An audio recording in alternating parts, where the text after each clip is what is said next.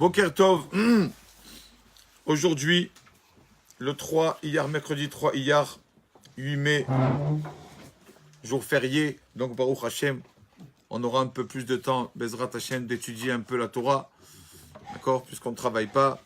Toujours l'excuse, c'est normal, les personnes qui travaillent n'ont pas toujours le temps d'étudier, parce qu'elles doivent normalement amener la parnassa à la maison. Mais Baruch Hashem, les jours fériés, d'accord, sont faits. Je parle déjà les Shabbatot et les Yamim Tovim, les fêtes, les Shabbats et les fêtes sont faits surtout pour cela. Les personnes qui travaillent et donc qui n'ont pas le temps d'étudier dans la semaine, alors ils étudient un peu le Shabbat. Mais même aujourd'hui, voilà, c'est férié en France. Je ne parle pas en Israël. Mais en France, alors on a le temps d'étudier. En Israël, ce n'est pas un jour férié. Mais en Israël, j'ai mal formulé, n'est pas en Israël, pour le peuple d'Israël. Donc c'est un jour qui est un jour de deuil. Aujourd'hui, Yom HaZikaron, le jour où on commémore, on se rappelle de toutes les personnes, pas que les soldats. C'est pas Zikaron pour que les soldats, Chayelet Tzvagana Israël, pas que les soldats. C'est surtout aussi pour toutes les personnes qui ont été tuées, qui sont morts parce qu'ils étaient juifs. Tout simplement pour ça. Ils sont morts parce qu'ils étaient liés à Kadosh Baruch Hu, ils étaient liés au peuple juif. Et donc, c'est pour cela qu'aujourd'hui, donc c'est un jour, Yom HaZikaron, un peu triste que la Rabbanon d'Arajit les Israël, les Rabbanim d'Israël ont fixé, de se rappeler un peu de tout cela. Vous savez qu'il y a, je crois que c'est le Rav de Prague, je ne me rappelle pas. Je ne me rappelle pas quel Rav c'était. Je crois le Rav de Prague, qu'une fois, l'empereur l'appelle et lui dit: regardez quand vous les juifs vous êtes racistes. Regardez quand vous êtes racistes. Il dit non, on n'est pas raciste. La Torah nous apprend avant tout à respecter chaque personne. D'accord? Chaque homme dans le monde entier, sur toute la planète, c'est la base de la Torah, de respecter chacun. Donc il a dit, mais regarde ce que la Gemara, votre livre, dit. Qu'est-ce qu'il y a marqué dans notre livre? La Gemara dit: Atem kerouyim Adam. La Gemara dit, vous, le peuple d'Israël, vous êtes appelés hommes, Adam, un homme, mais les autres nations ne sont pas appelées hommes. Regarde, c'est votre Gemara, c'est votre texte ou pas? Je me trompe ou pas? C'est marqué. Vous êtes des racistes. Alors le Rav qui lui répond, Chas Shalom. Il faut comprendre, avant de sortir des textes et de montrer comme ça, et d'attaquer, il faut comprendre ce que veut dire ce texte. Qu'est-ce que veut dire ce texte? Il a dit, voilà ce que veut dire ce texte. Le peuple d'Israël, Kirouyim, Adam. Adam, c'est un homme. Singulier, Adam. Le peuple d'Israël, quand Chas Shalom, un de nos frères a un problème, quand un de nos frères a été tué, quand un de nos frères a souffert ou quoi, on est un. Tout le monde souffre. Tout le monde, qu'il soit en Chine, qu'il soit à Paris, qu'il soit je ne sais pas où à Shanghai, quand un de nos frères, il y a eu quelque chose, il y a eu un attentat, il y a eu quelque chose dans une synagogue ou quoi, on souffre tous. On est Adam, on est un. On sent tous la souffrance. Tandis que d'autres nations, pas toujours. Pas toutes les nations comme ça ressentent les choses. Quand il y en a un qui a été tué en Afrique, encore un qui a été tué. On a dit, nous, voilà, le peuple d'Israël, on a mal, on a de la peine. Quand un de nous est dans la souffrance, on a tous de la peine. Comme, c'est connu, Midrash, Sepezouran est comparé à la brebis, qu'une brebis, quand on lui donne un coup dans tout son corps tremble. On lui donne un coup, une autre bête, on lui donne un coup dans le pied, elle a mal au pied, mais elle n'a pas mal à la tête, etc. Tandis que nous sommes comme la brebis. Elle reçoit un coup n'importe où dans le corps, tous ses membres tremblent. Le peuple d'Israël, c'est comme ça. Un de nous est dans la peine, on est tous dans la peine. Comme ça, on ressent tous la peine. Donc il a dit, c'est ça, Atem Keroïm Adam, vous êtes appelés hommes, comme un homme. Dès qu'il y en a un qui a un problème, l'autre c'est comme un homme, du moment que il a mal à la main. Donc son corps ressent les choses. Pareil, nous, le peuple d'Israël, on est comme un corps. Et donc, on ressent tout cela. Il a dit, c'est pour ça, c'est pas Chas Shalom qu'on est mieux que les autres ou quoi. Mais nous, justement, voilà ce qui fait l'unité du peuple d'Israël. Qu'on est tous un, on souffre l'un pour l'autre. Comme on est dans la joie l'un pour l'autre, dans la peine aussi, malheureusement, l'un pour l'autre. Et donc aujourd'hui, Yom HaZikaron, même moi, je suis pas assez apte à parler, mais si, ceux qui ont, moi, qui n'ai pas fait ni guerre, ni rien du tout, on avait un peu des histoires, des connaissances, tout ça. Alors ceux qui ont fait les guerres et tout ça, les pauvres, voient la télé israélienne, c'est aujourd'hui, depuis hier soir, il n'y a que cela, des témoignages. Dieu préserve de mamans qui ont perdu leurs enfants, de papas qui ont perdu leurs enfants, des frères, des jeunes. Chas v'shalom, qui peut se mettre à leur place? Personne. Qui peut les comprendre? Personne. Mais au moins, montrer que nous aussi, on est avec eux dans la souffrance. Une des histoires, regardez comme c'est triste. Comme c'est triste. Une des histoires, c'était donc avec donc une jeune fille, d'accord, qui de la famille Affelboum. Cette fille-là, donc, devait se marier le 14 Elul. 14 Elul, il a fixé la date de mariage. Et donc, c'était en année 5763.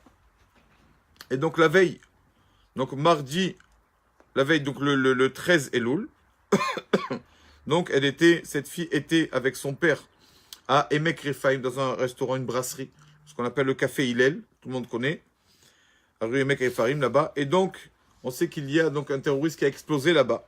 Et donc, 7 personnes sont mortes là-bas, sont mortes là-bas dans ce restaurant, cette brasserie.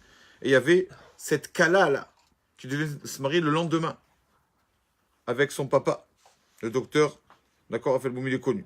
Et donc, elle avait 20 ans. Et le lendemain, donc, à l'enterrement, quand on voit tout ça, au lieu de l'accompagner, Chas v'shalom, à la choupa, alors on l'accompagne au cimetière, cette fille, c'est le même jour, le jour où elle devait se marier, qui ne pleure pas quand il voit cette histoire. Et le moment a été le moment de l'enterrement.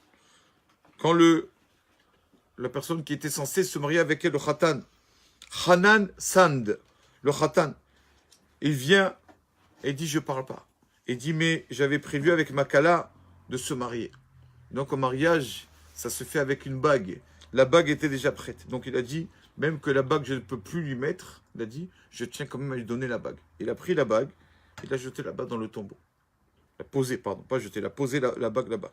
Il a dit, je me fais ça spontanément. C'est vrai que ça fait 2 ans qu'on devait se marier, et j'ai pas mérité de lui mettre la bague sur le doigt, mais quand même, personne ne me séparera de cette femme.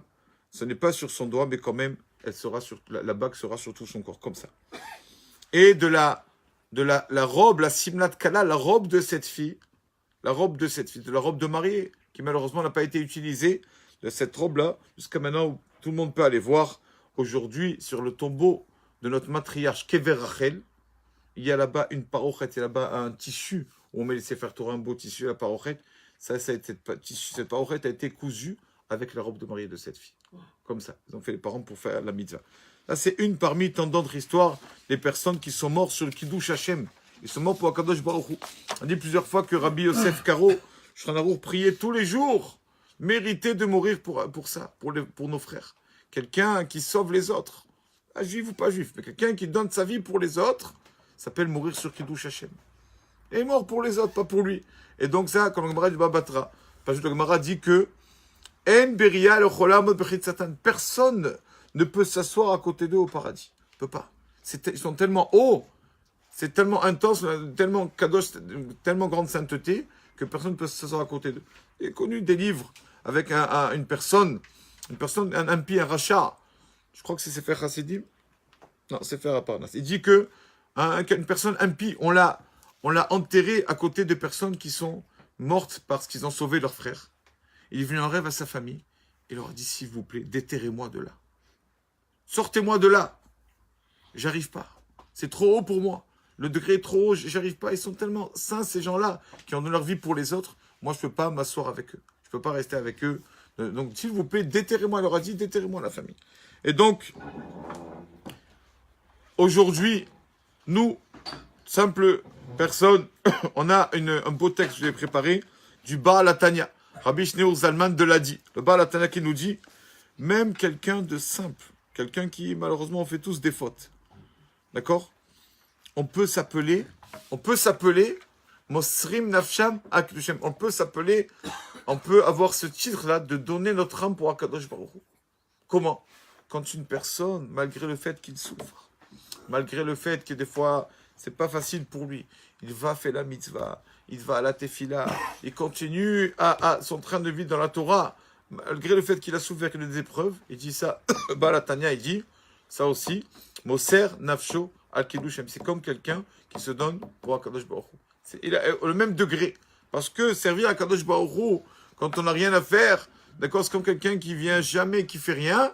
D'accord, et bon, il est en maladie, il a rien à faire. Bon, tu sais quoi? Je vais à la synagogue un peu, je m'ennuie. D'accord, c'est bien de venir à la synagogue. D'accord, Chazak ou Baruch. Mais la force du peuple d'Israël, c'est même que c'est pas facile, le travail, des fois on n'a pas envie, etc. On vient, on continue à mettre notre prière, notre téfilin, à faire les brachot, faire le Amazon, etc. Et dit le Baal HaTanya, Rabbi Shimon Zalman de l'a dit, voilà. La personne qui fait ça, sans trop réfléchir, dit Akadosh Baruch Hu, c'est vrai que tu m'as fait ça. C'est vrai que j'ai cette épreuve. Mais je continue, j'avance. Comme on dit en France, je trace. Alors c'est une personne comme ça, s'appelle Moser Nafsho Akadoshem. Il a donné son âme pour Akadosh Baruch Hu. Il peut arriver comme ça. Chaque année, je raconte la même histoire avec le Rav Auerbach, il voulait aller dans le nord, voyager dans le nord, pour aller voir les tombeaux des tzadikim, des justes. Et quand il est passé devant le mont Herzl, alors il dit à son chauffeur, c'est bon. C'est pas la peine de faire tout ce voyage. Arrête-toi ici. Ces soldats-là qui ont donné leur vie pour les autres, ça aussi c'est des tzadikim. Mosrim Nafsham, ils ont donné leur âme pour les autres. Et donc, c'est aussi, viens, on prie là, c'est pas la peine. Pas que c'est Chazvé Shalom. Il y a des tzadikim de partout. Mais viens, aujourd'hui, on peut prier ici. Donc voilà, c'est ça aujourd'hui en Mazikaron, c'est le jour où on commémore tout ça. On se rappelle de tous nos frères qui ont péri pendant toutes les guerres, etc., les attentats, etc. Et le peuple d'Israël, c'est ça qui est beau le message. On est dans le deuil, dans la peine. Et ce soir, Yom HaAtzmaut. D'accord? Ce soir, on sait chaque fois s'adapter et surmonter tout ça. D'accord? Avant, il y a eu de la peine, tout ça, mais quand même, ce soir, on fêtera l'indépendance de l'État d'Israël. Yom HaAtzmaut. Baruch Adonai Le'olam. Amen ve Amen.